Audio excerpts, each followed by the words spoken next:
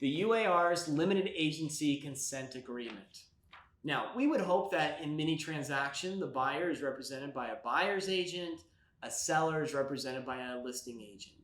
But in some transactions, in some exceptions, both the buyer and the seller are represented by the same brokerage, either by one agent representing both interests of the buyer and seller, or two agents, one representing the buyer, one representing the seller, but they happen to be part of the same brokerage.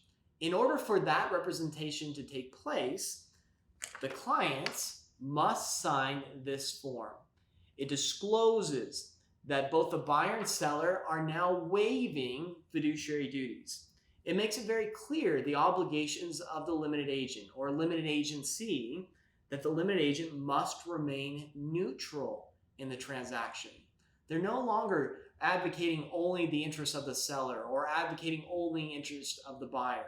They're going to be neutral in the transaction because they're representing both the buyer and the seller.